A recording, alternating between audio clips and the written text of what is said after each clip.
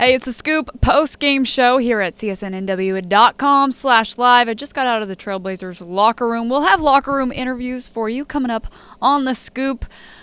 What an ending it was tonight at Moda Center. I got to give it up to the Moda Center crowd.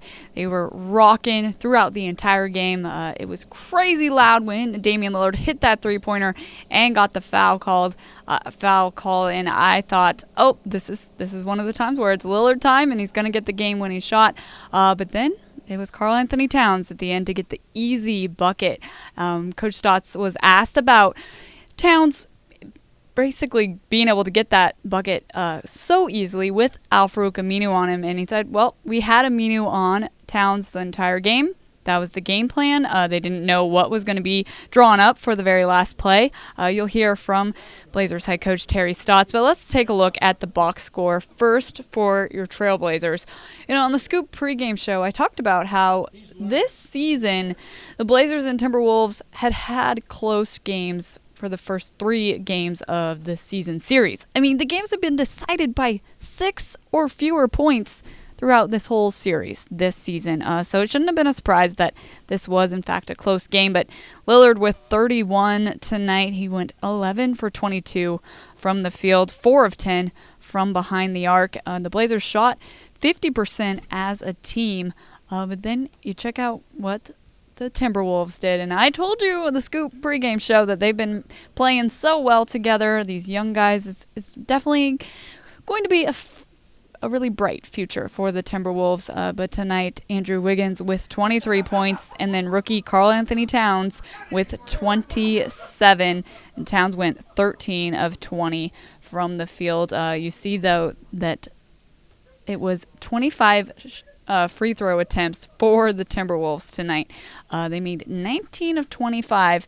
That was a big difference. That basically the Blazers didn't get to the free throw line hardly at all in the first half. Now they did end up taking 18 free throw attempts, but the first half the discrepancy was crazy in how basically Wiggins and Karl Anthony Towns were able to have their way down low against this Blazers team, and that's what we've seen this season. That big men, if they're talented, they're going to score and they're going to pull down rebounds against this Trailblazers team. All right, I'm looking for your guys' tweets. If you have questions, comments about this game, and now what do you think is going to happen with the playoff race, let me know. Hit me up on Twitter and on Facebook. Right now, we are going to hear from Blazers head coach Terry Stotts. He got done speaking with the media a few minutes ago. But we didn't make enough plays to win the game throughout the game. Obviously, it came down to the last minute, but we never, after the first quarter, we really never were as good as we needed to be defensively. And give credit to Minnesota. They played really well. They've been playing well lately. They got momentum. They made big shots. They made good plays. So it's a disappointing loss. We'll see what happens over the next 3 days, and then we'll play Denver. Sir, I know Aminu guarded down a lot down the closing few minutes. But He guarded him the whole game. Okay, so thinking down the stretch, same thing, just the last one. Well, you don't know what they're going to run, but Chief guarded him well all game, and they made a good play. Towns made a good play, and we didn't defend it well. Defensively, what was I guess the problem area? I think their offensive rebounds, their loose balls. They first quarter, I think we only gave up 2 points in the paint, and then they had a bunch the rest of the way. We did all. They're not necessarily a transition team, but we didn't make the aggressive energy plays that we need to make against a young athletic team. You got 19 turnovers too, Terry. Can you attribute that to their defense or carelessness? Probably, as in most cases, probably a little bit of both. I mean, we had 2 5-second counts, whether that was poor execution or good defense. Rubio gets a charge and gets 3 steals. I mean, that's what he does. You got to give credit for them, but I thought some of them were self-inflicted. Pardon me if I missed it. What did you describe what happened on your last offensive play that Lillard scored the 4 points? Well, I mean, Dame made a great shot. He was able to get it up. I think they were trying to intentionally foul, and he made a great shot, and got fouled. At CSNNW.com, the Trailblazers season goes year-round. Get the most up-to-date news from around the league, the latest video highlights from Trailblazers Courtside, Rip City Live, Talkin' Ball, and Trailblazers Pulse. Not to mention The Scoop with Jamie Hudson, a pre- and post-game show streaming live before and after every game. We also have you covered with the inside scoop on player profiles, interviews, and daily coverage of your Portland Trailblazers with esteemed Blazers insider Jason Quick, only at CSNNW.com. At CSN. Well, with the Timberwolves winning 106-105, Minnesota now snaps an 8-game losing streak here at the Moda Center. The Timberwolves also secure their first 3-game winning streak since they won 3 straight back in the end of November. That matches a season high for the Timberwolves. All right, coming up here on the Scoop postgame show, you're going to hear from Damian Lillard. And like I said, I just got out of the locker room listening to Mason Plumlee talk to the media. He said they really felt like they let this one get away, and they knew what was at stake. He said that we were controlling our own destiny, and now we don't. Now we have to wait and see what will happen with Memphis and the Dallas Mavericks to see if the Blazers will, in fact, end the season in that 5th spot in the Western Conference standings. Everyone in the locker room, as you can imagine, pretty upset to let this one get away, and you're going to hear from a few of the guys coming up here on the Scoop post-game show. But first, I got a chance to catch up with the Godfather, Dwight Jaynes, and get his initial reaction after this emotional roller coaster of a ride at the end of this game. Dwight Jaynes, that was kind of a roller coaster of emotions right there for the Trailblazers, losing tonight 106-105 to the Timberwolves. Your initial reaction from this one? Well, for one thing, it was a good game.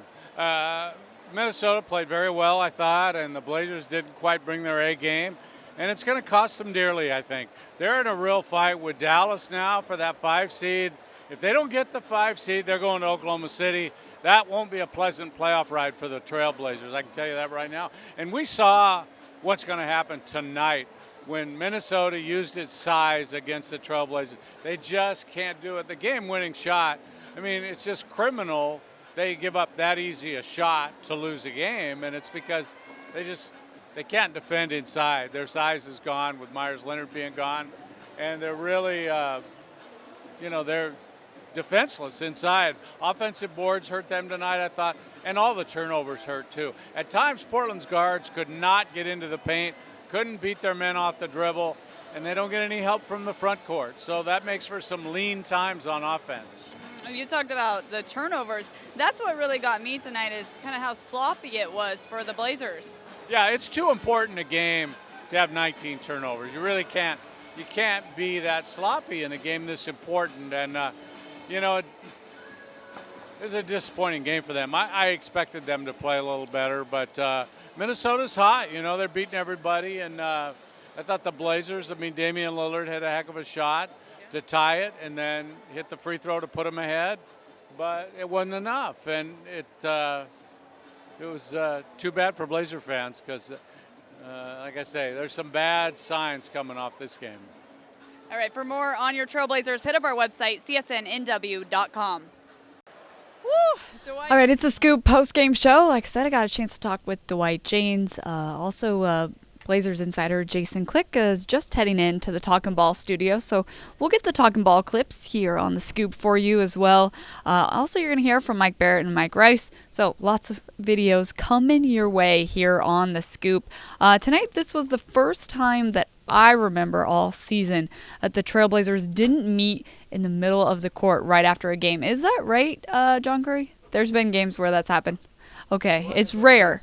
Yeah, especially losing that way tonight. So going straight to the locker room, and we'll have those locker room interviews for you coming up soon here on The Scoop. Here are some trending topics. Before the end of this game, throughout this game, Kim was saying, "You have got to stop that rookie Karl Anthony Towns." And then Lonnie saying, the Trailblazers bench standing and applauding with Noah Vonleh's hustle, or the entire Trailblazers benches. And then he thinks Minnesota's bench, they were asleep. Well, Lauren was excited about that Vonleh play with his energy tonight. Yeah, he was hustling. Tej was wondering what was going on with all the turnovers tonight, and that was a big factor for this Blazers team. They committed a final, total team turnovers was 19 tonight, which turned into 21 points for the Timberwolves. All right, more tweets coming your way. Jared says, if someone could rebound other than Mason Plumlee, we might have a solid lead. He's worried about that. And Kim saying that they need this win for Allen Crabbe. There's nothing like winning on your birthday. Unfortunately, it didn't happen for AC, but we do give Crabbe a happy birthday shout out here on The Scoop, turning 24. Sean Lewis tweeting saying, CJ with the swoop to the hoop to get the and one. That was a nice play. Well, Albert said, I will be watching that CJ reverse all night long. He was in the air for like a week. I like that tweet. That was pretty good, Albert. Well, those were some of the trending topics throughout the game. Of course, there was a big trending topic with Damian Lillard hitting that three-pointer and getting fouled and completing the 4-point play. But then, just seconds later, Karl Anthony Towns gets the easy bucket. So the Timberwolves walk away with the 106-105 victory over the Trailblazers. Let's hear from Mike Barrett and Mike Rice as they gave their rapid reaction to this one.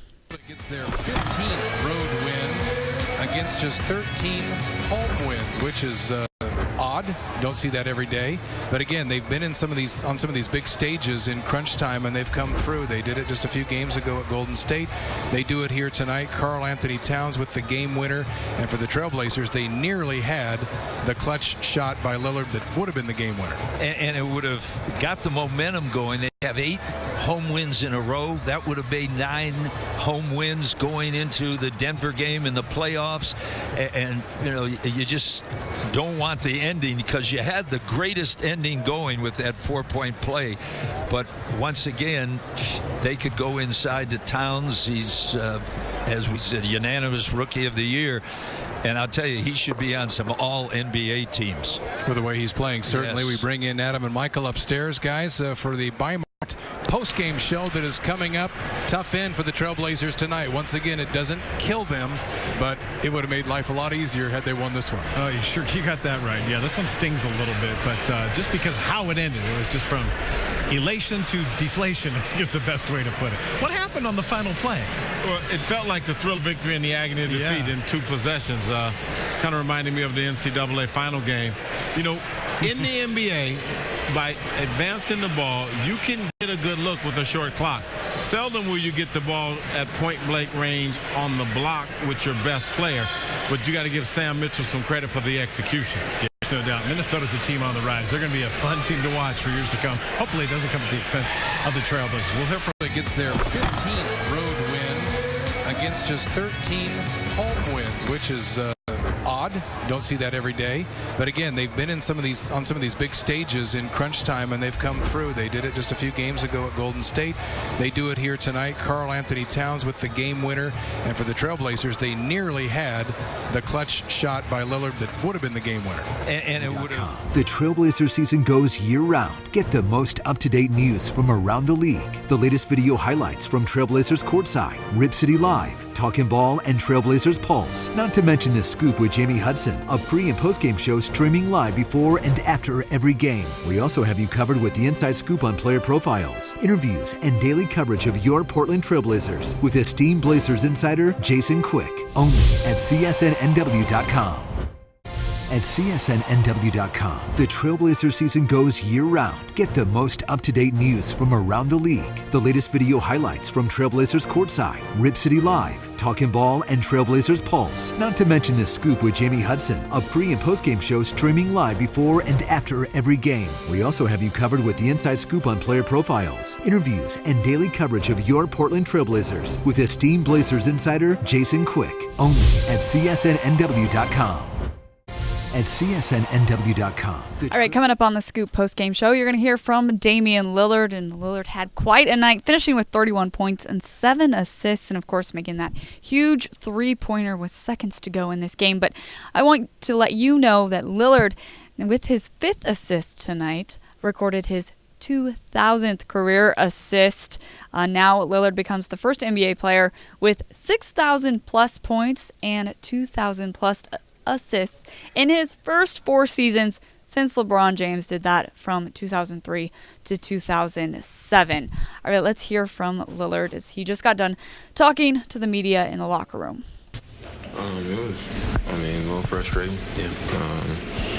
We didn't play as consistent or as urgent as we needed to, in the second and third and fourth quarter after a good start to the game. So, it was a little frustrating, especially giving ourselves a lead at the end. It come down to 3 seconds and we need one stop. And, basically, because we probably didn't deserve to win, we didn't. A play like that happens at the end. And I think it's so much bigger than that play. A lot of things that we didn't do well. They had a lot of times where they scored 5 and 6 possessions in a row. We just weren't sharp enough, and it came back to bite us in the end. Were they trying to intentionally foul you when you put up the 3, did you think? No, he wasn't. When I caught the ball, I ripped to the left, and he was still running in the opposite direction, and he reached in for the ball. And when he reached in, he just happened to come across my wrist, and I was raising up to shoot. So, it was kind of perfect timing. I know you guys never like to lose, but could this be good in any way for like a wake-up call? I don't think we were sleeping on, the possibilities. It was, they just beat the Warriors in Golden State, so that lets you know right there that they're capable. They got a lot of talent. And, like I've been saying all year, who are we to look down on any opponent? But they came in and played a good game. I wasn't saying that so much, just more like for you guys, your own. Yeah, it's a lot of things we could take from it. When we do things well defensively, when we communicate, we help each other out. We play physical, we play smart.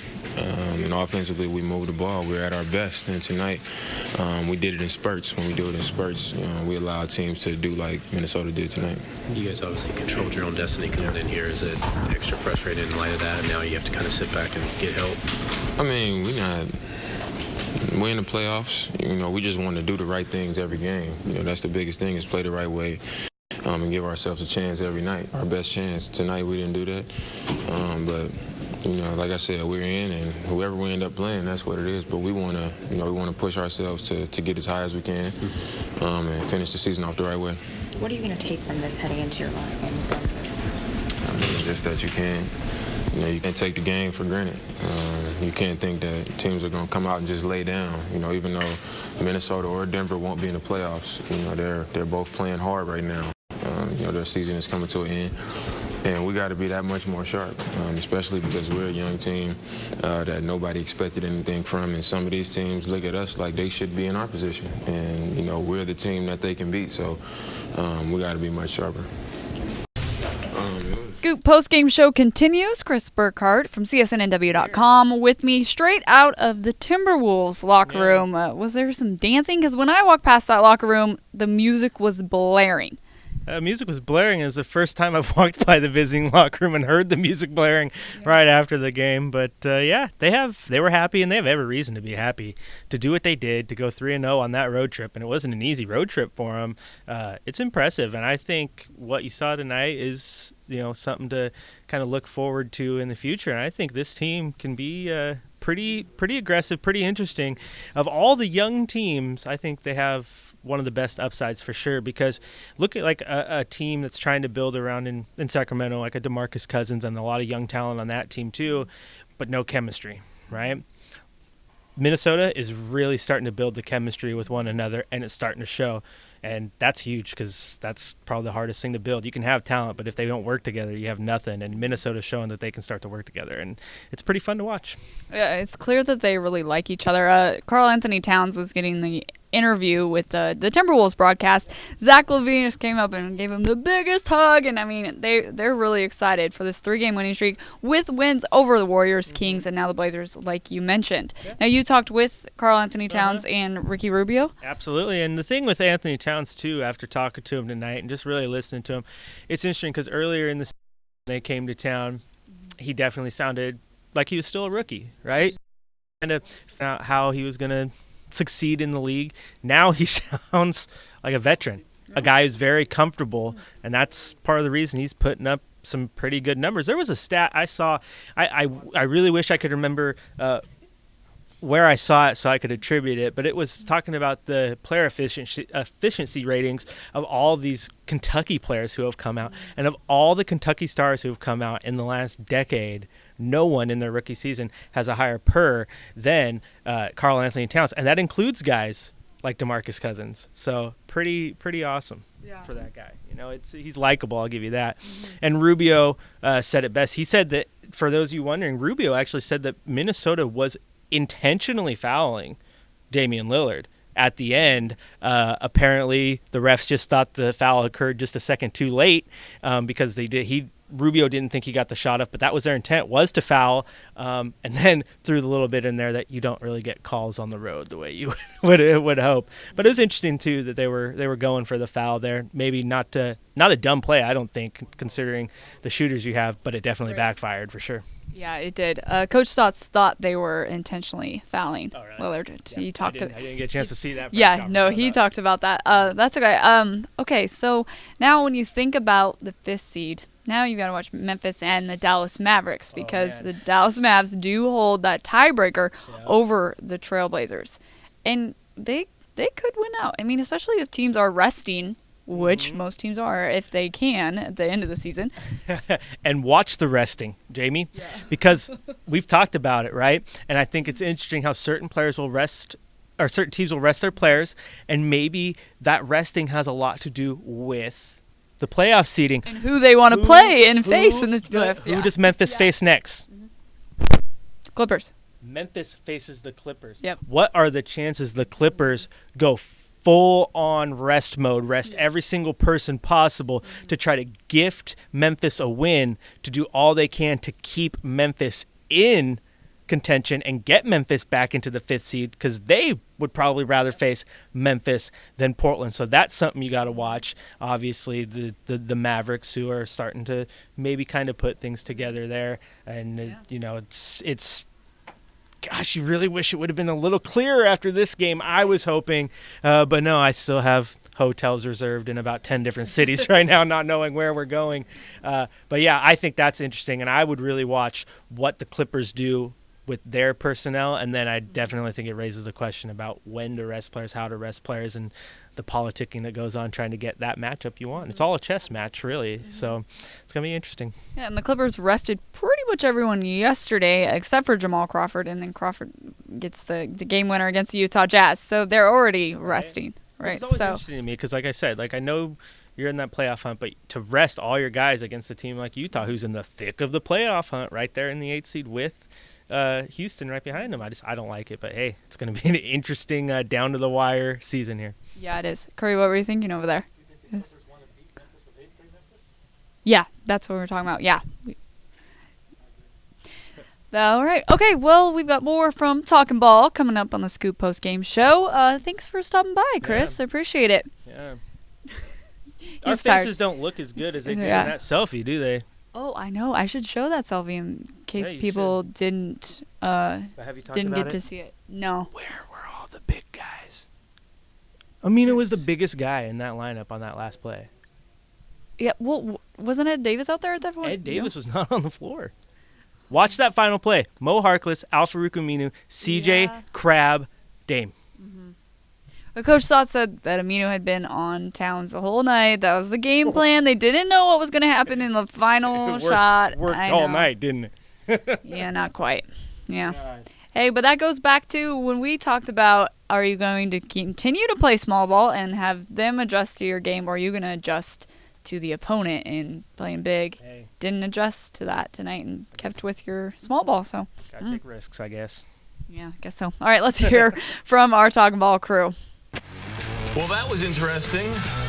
Down the stretch, the Blazers down 8 points with 2 minutes to go, rallying back late on a 4-point play out of Damian Lillard, only to have victory clutched from their hands by Karl Anthony Towns, the cat.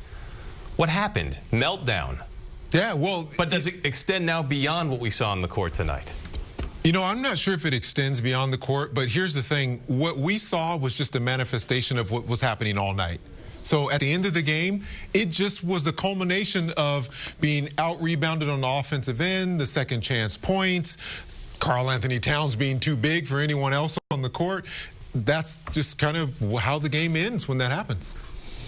Yeah, I think if there's a takeaway, too, it's like, just wait. I mean, if they were to play the Clippers and if Blake Griffin happens to be back, I mean, you're not going to see those 15-foot jumpers out of Blake. You're going to see him in at the block just punishing Aminu the way Towns did tonight for a good part of the game.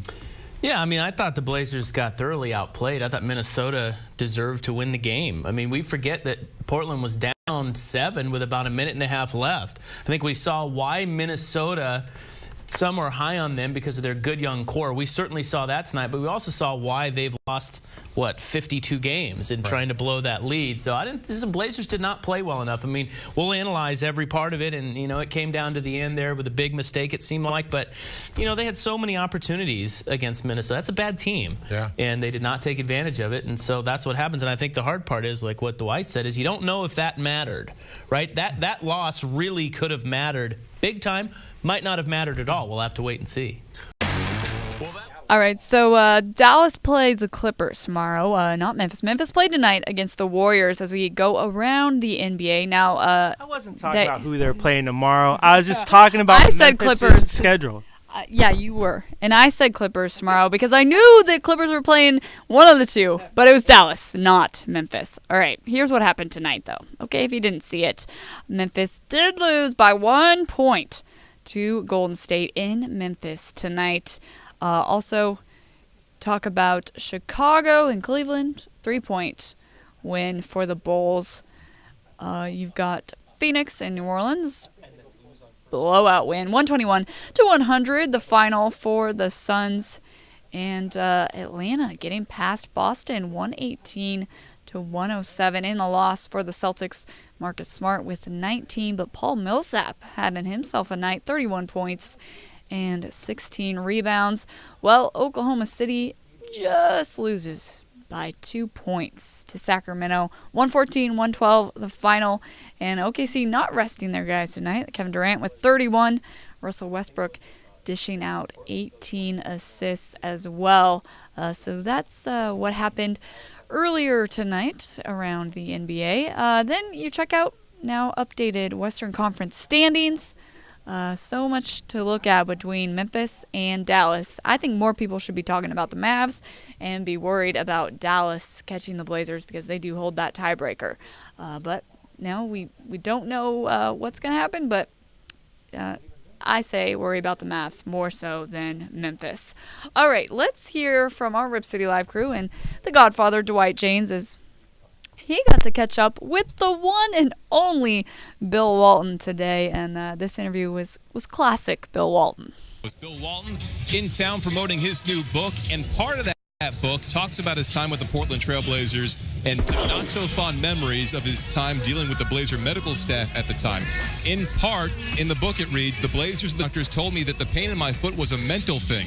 It was all in my mind. They took me to a hypnotist who had me lie on a table as he swung a watch in front of my eyes.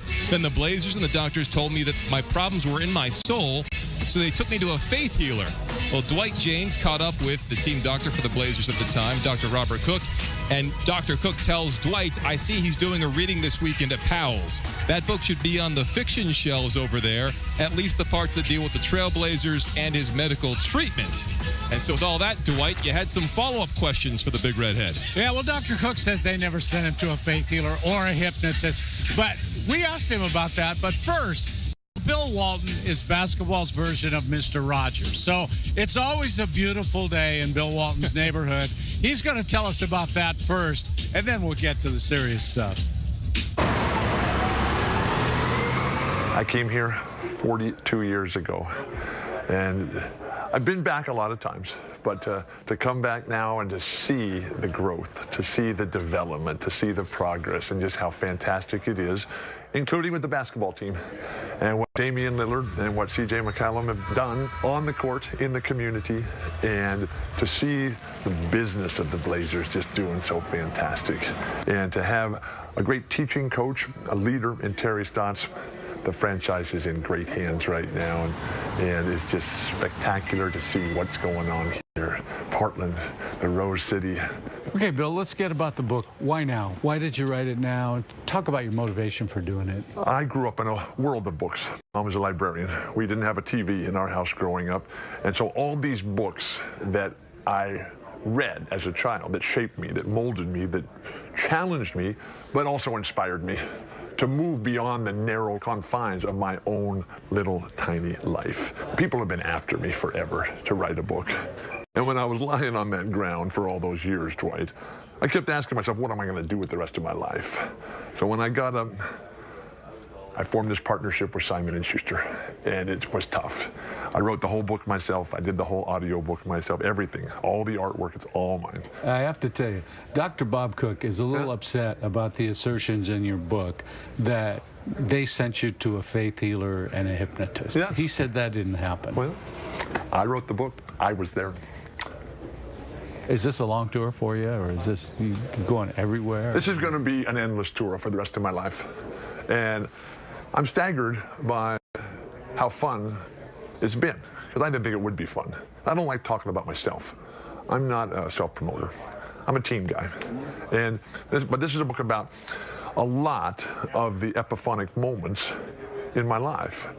Now, this book has been edited down, because when I turned it in, Simon & Schuster, they said, Bill, it's too long. I said, what do you mean it's too long? It's my life. I'm 63 years old. I've been doing a lot of things. How long did you want it to be? And they said, Bill, we wanted 120,000 words. Bill, you turned in 285,000 words. So your book, your writing is like you're talking then. I learned how to speak. You did? I always loved writing. It's the hardest thing for me, but I'm happy, and it's been incredible in terms of the response of the fans. From day one, it's been on the New York Times bestseller list, and every day, the letters, the emails, the phone calls, the text, all the communication that comes in our changed world, it has been overwhelming. Dwight, I'm the luckiest guy in the world. I'm healthy, and I'm happy in love. And I never thought, after spending half my life, my adult life, in the hospital, half my adult life in airplanes, terrible hotels, rent-a-car lines, I mean, what a waste. But today, the light's all shining on me. I'm still searching for the sound, and I'm trying to throw it down. The season goes year-round. Get the most up-to-date news from around the league. The latest video highlights from Trailblazers Courtside, Rip City Live, Talkin' Ball, and Trailblazers Pulse. Not to mention The Scoop with Jamie Hudson, a pre- and post-game show streaming live before and after every game. We also have you covered with the inside scoop on player profiles, interviews, and daily coverage of your Portland Trailblazers with esteemed Blazers insider Jason Quick, only at CSNNW.com. All right, our Talking Ball crew now just finished up talking about that very last play for Minnesota with the Timberwolves coming out and getting that easy bucket for Karl Anthony Towns right out of that timeout. Let's hear from our Talking Ball crew. Take a look at Lillard's numbers for the night. 20 of his 31 points coming in the second half.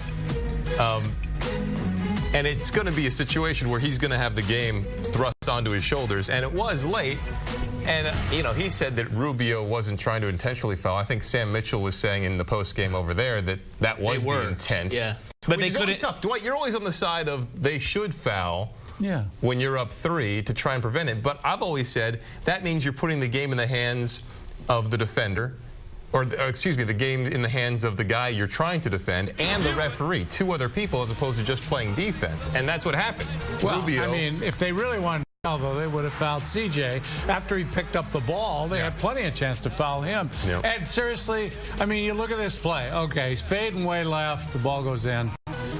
Stuff happens. The reason why I don't make that shot very often. You know what, Dwight? The reason why I don't like it in the NBA, or Dan, I think you make the point, is because of continuation. Yeah. If you're a shooter and you have the ability to get a guy's hands in the cookie jar, Reggie Miller did it. Yeah. A lot of guys do it. But Ray you just Allen gotta did it. wrap them up. I You mean, do have to wrap him up. But most guys make that mistake that Rubio. He actually did hit him, and it was a foul. Yeah. But it was continuation. All right, well, we can talk May more have about been that. ticky-tack, Isaac, but it was still. Yeah. We got to go to the last play of the game. I agree. I mean, we have to talk more about this, and we've got it queued up for you to take a look at Karl Anthony Towns getting that deep position. Wow. In the final second. Never seen it before. Here it is again on the inbounds. You got He Tayshaun starts off at Prince. the elbow, goes right to the block. Wow. I mean, I think you almost, speaking of fouling, you're better off just wrapping him up there and making him make the free throws than letting him have that shot. Probably should have had Plumlee on him. Right? No question. No I question. would've. Yeah. The problem with that is his back's to the basket, and I understand about wrapping him up, but big guys, when you're a smaller guy and a guy's got his back to you, he's got you isolated, you almost can't even wrap him up. That's at that point in time, he's in his move, he's in his motion. It's too late. But that's why you shouldn't be guarding him in the first place. And I think if he is, you better front him. If you don't front him, you're in trouble. But then what's the answer? You know, if they go bigger and they have two bigs out there, you're still looking for the guy who could defend somebody in the low post.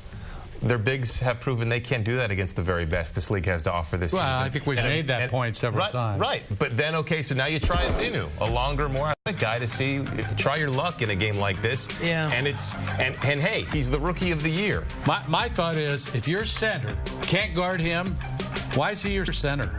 I mean, why is he playing it? I mean, seriously, with a game on the line, you can't bring him in to guard another center? Right. My goodness. Especially when you got to go with a guy who's primarily a small forward. You know what, the main...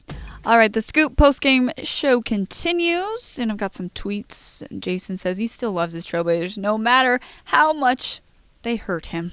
And then Julia, she was talking about how when I tweeted out that might have been the biggest roller coaster of emotions ever, she said, yeah, for real, I need a drink times 10. And thank goodness it's the weekend. Yeah, there you go, Julia. Perfect. Well, got this one from Jason. He was wondering, was there no other option besides Al-Farouq Aminu guarding Karl Anthony Towns? What was wrong with Ed Davis or Mason Plumlee? Towns was there. Go to all along. Okay, got it. That was a mouthful, but I think a lot of fans are with you, Jason. Well, Chris says, can't let Karl Anthony Towns get the ball in that spot. It was, like we said, too easy for the rookie. Hey, let's hear from Karl Anthony Towns. Progress of us. Against Curry last week, Dame and CJ tonight. You take extra pride in being able to defend guards out on the perimeter? Yeah, I do. I take a lot of pride in it. You know, I want to make sure no one scores. You know, that's the name of the game, to keep them from scoring more than you guys. So, anytime I get switched off on an elite player, especially like a CJ McCollum, Damian Lillard, Steph Curry, it's one of those things. I get very excited, very giddy, to have a chance to guard the best of the best one-on-one. Does Ricky give you a hug or buy you dinner, or what does he do? No, he doesn't. I understand it was a very smart play on his part. Things happen. That's the name of the game. Basketball sometimes is cruel. The defensive substitution where you go out and Gorgie comes in, they get the 5-second call. Has he done that much this year? I mean, you know what? At the end of the day, we know whoever's in the game, we have full confidence in each other to get those defensive stops that we need. And I have full confidence in Gorgie to absolutely do a great job of making them not score and getting the stops that we need. And he proved it again tonight. The Nike Hoop Summit was here in this arena earlier today. You were here 2 years ago. How has your game evolved from there to today, where you're hitting a game-winning shot in the NBA? I mean, just the ability to have a higher IQ, be able to grow my skill set, but also sharpen my tools, my skills. So Nike Hoop Summit was a great experience for me. I did in Tice, so it was a great experience, won one, lost one, and And, you know, it's one of those experiences that when I was in high school, I loved, and it was my favorite All-Star game to play. Progress. Great execution on the team's part. We drew up a great play. The coaching staff was amazing in that situation. And, you know, I thank my teammates, you know, for having the trust in me to make that shot. How do you guys get turned around after, you don't see many 4-point plays, let alone with 3 seconds to get turned around to be able to make that play? You know, it was one of those things. We came in a huddle. I think if this was early in the year, you know, we could have been a little flustered, a little rattled by that kind of moment. But, you know, I see the growth in our team because we came in after that 4-point play, and we were very relaxed, very calm, and we still felt we had the game in hand. You guys wanted to foul, you just couldn't do it quick enough? You know what? I don't know what happened. It was, I think it was one of those things. Ricky made a great IQ play. It was just one of those things that shot went up and went in. When you come out of the huddle and you see they've gone small, you feeling good? You know what? It was one of those things. I didn't know who was in front of me at all. I just knew that I had to make the basket for my teammates. Who was it over? Who was it? It was Harkless? I really don't know. Had you made a couple shots from there?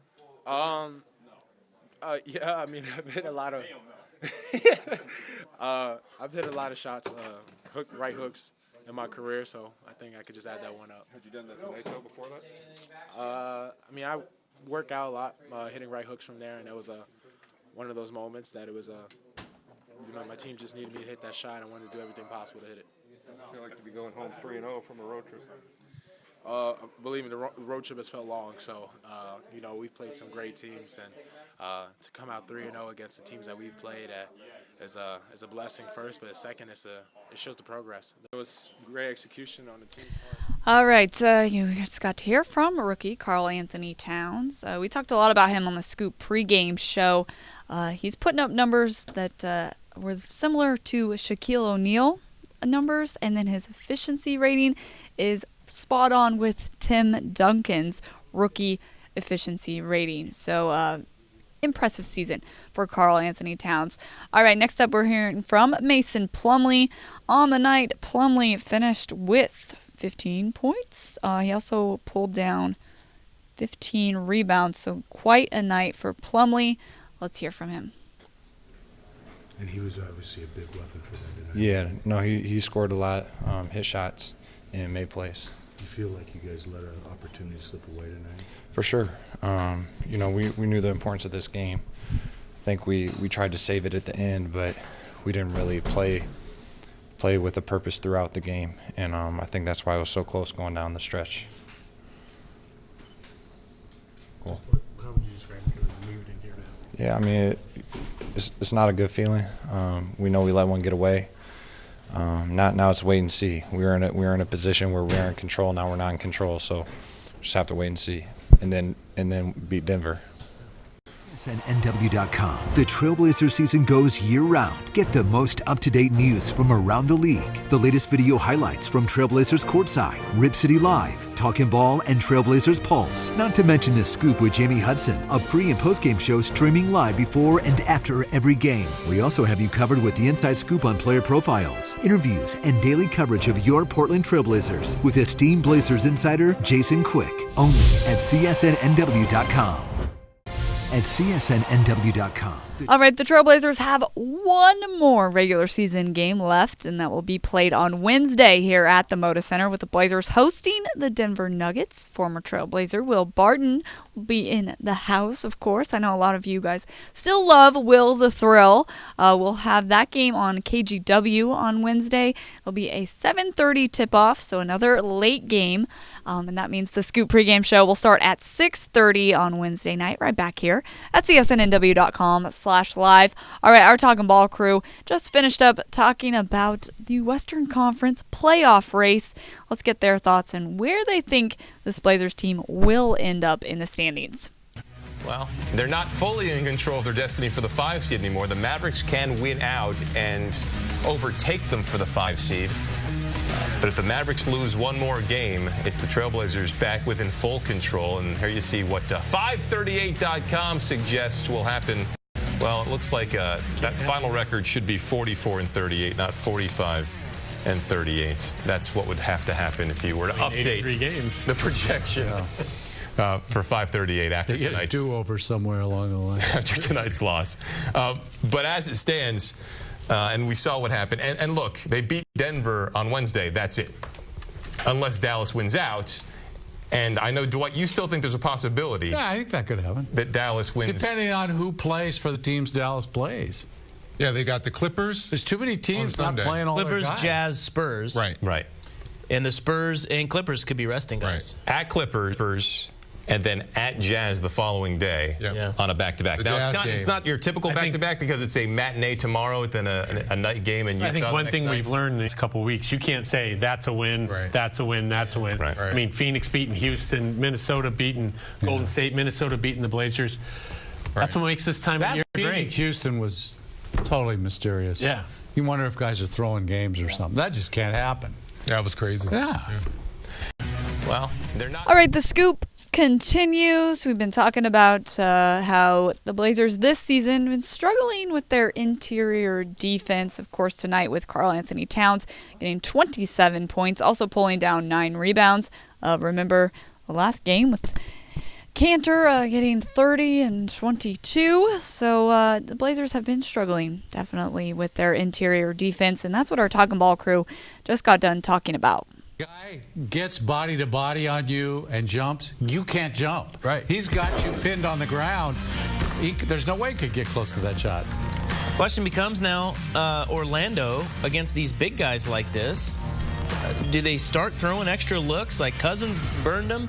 Towns burned them? Do they start doubling? Do they switch it up? Don't forget about Enes Kanter for 33. Kanter, yeah. I mean, you got to send help. If you're going to play small ball, you've got to be able to send help because you've got Al-Farouq Aminu and you've got Maurice Harkless guarding 4 and 5 in many cases. If you're going to do that, then you've got to mix up the defensive double teams. Send them from the baseline, send them from the same side, send them from the opposite side. Just mix it up. Make them second guess, maybe get into their second or third option. But as long as they're doing it this way, they're going to pay the price. But that's an adjustment. Do you think Orlando, that requires a lot of rotation. When you start sending guys from all different directions, do they have time to work on those rotations and get that stuff in? Because they haven't done that all year.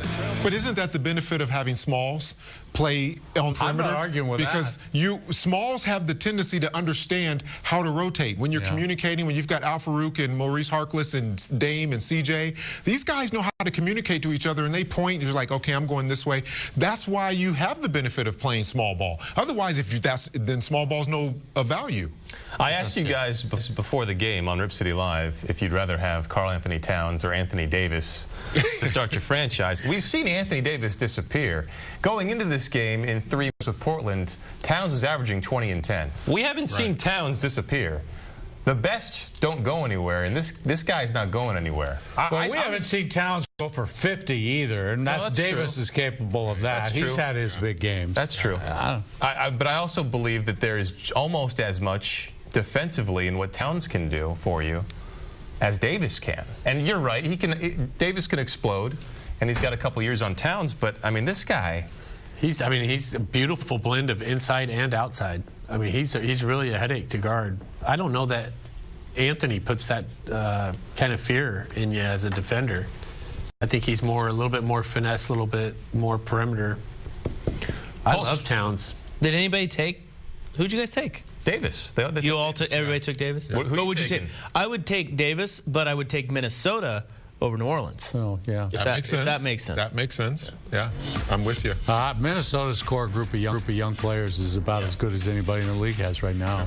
Guy gets body to body on you. Blazer season goes year-round. Get the most up-to-date news from around the league. The latest video highlights from Trailblazers Courtside, Rip City Live, Talkin' Ball, and Trailblazers Pulse. Not to mention The Scoop with Jamie Hudson, a pre- and post-game show streaming live before and after every game. We also have you covered with the inside scoop on player profiles, interviews, and daily coverage of your Portland Trailblazers with esteemed Blazers insider Jason Quick, only at CSNNW.com.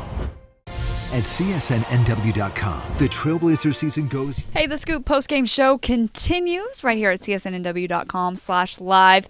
Before the Blazers and Timberwolves tipped off tonight, our Dan Sheldon got a chance to catch up with Gerald Henderson one-on-one, and we're going to get to that interview after I have some popcorn with Blazer Cam 4 over here.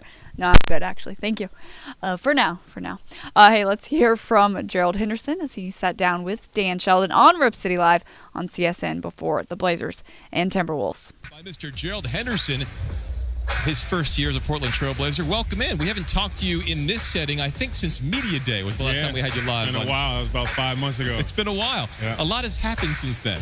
Yes. Including you kind of integrating yourself into this team and becoming really a key cog and a comfort level that we hadn't seen up until, I don't want to say like January, maybe mid-January, you found your groove. The best shooting year of your career, effectively anyway. What's led to that, you think? It's fun. I think, it's just a good fit on this team. Obviously, it took me a little while to get going, coming back from surgery and making my way into the team. But, Coach Stotts and my teammates and, the whole coaching staff have done a great job of helping me just get comfortable and find my spots. And, I'm just happy that how I'm playing has been able to help the team. Now, it's not your offense, but a defensive play that I think still sticks out in a lot of fans' minds is maybe your top play of the season. Maybe the top play overall with the way it played out. You forced overtime in Washington based on a big block on Gortat in the closing moments. Here we go. And then we found out after the game was over, I've done this before several times against this guy. And we pulled up the tape on Talking Ball that night and showed that previous block you had in a similar situation back when you were playing for Charlotte. And there it is right there again. So did you know that was going to happen the whole time and you had him pretty much lined up? It just happened where, a guy got beat. It's just our basic defense. Right. You got to help somebody that's coming over to help. And, I have made that play before on Gortat. And, it just, for me, it helped us win the game. It prevented them from scoring. We went into overtime and we played well and won the game. Your favorite play of the season? Definitely up there. Yeah. Well, maybe your favorite moment of this year so far has to be something that happened in February during the All-Star break. You became a father for the first time. Yes. How has that changed you? It's been a great thing, man. My daughter's in Charlotte right now, so I haven't got this time with her, but will in the off season. But it's been great. It gives you something else to play for. I FaceTime 3-4 times a day, so it's a pretty cool thing. It's nice in the modern age. You don't rack up the phone bills anymore because you just have the FaceTime. Yes, use the Wi-Fi. Yeah, there you go. On this team, it's kind of a unique dynamic. Well, I don't know if it's a unique dynamic, but everybody's kind of in the same age range, and a lot of guys played each other in college. I know you and Ed Davis like to go back and forth on the North Carolina-Duke rivalry thing. And recently, Ed Davis was he was kind of trying to compliment you about your style of play on the court. Yeah. He says you do a lot of, you do your little Duke stuff out there on the court. What's your little Duke stuff? You gotta, but I'd probably say he's talking about, getting in little confrontations and little chippy stuff. I don't know, but, I like the way I play. I think he likes the way I play too. So when did you cheer louder during March Madness? When North Carolina lost or when Oregon lost after they beat you guys? Oh, definitely when North Carolina lost. Especially the way they lost. That was beautiful. That was beautiful. Yeah, we saw you on Twitter cheering for everything that was going on there in that matchup. Although Oregon, so no hard feelings with the Ducks. No, they had a good team. They're not one of our real rivals though. Carolina it is the rival. So. I was happy to see Villanova really win more than see them lose. Though. And real quickly, Blazer fans want to know, as a free agent, are you coming back? I don't know if that decision is completely up to me. But, I hope to be back. This has been a great year. It's a great organization. They do things right, top to bottom. Got a great staff, top to bottom. And, I've had a great year. It's been a lot of fun. We're having a great year on the court. So it's been great. So we'll just see this summer. Stand-up guy Gerald Henderson, thanks for joining us live here on Rip City Live, and best of luck here. Game 81 and into the playoffs as potentially the 5 seed. No one thought that was possible before this season began. By Mr. Gerald Henderson, his first Scoop postgame show continues. Here is what the Denver Nuggets have done as of late, getting the 102-98 win over the resting Spurs. They did lose, though, to Oklahoma City on Tuesday. So now the Nuggets will have the Utah Jazz on Sunday before they head to Rip City to take on the Blazers, and that'll be a KGW game between the Blazers and the Nuggets on Wednesday. That's a 7:30 game. So, like I said, that means the Scoop pregame show will start at 6:30 on Wednesday, right back here at CSNNW.com/live. That is when I will see you next Wednesday night. Of course, make sure to keep it locked at our website. We'll have practice interviews for you, as the Blazers will have practice Monday, Tuesday, so we'll have all those videos. And then don't forget, on Wednesday, we're going to have a very special Myers-Leonard feature on Rip City Live on Wednesday before the game, before the Blazers and Nuggets game. Also, that'll be on the Scoop as well. We will have, it's very exclusive. It's pretty awesome. All right, so that's it for the Scoop post-game show. I will see you guys on Wednesday.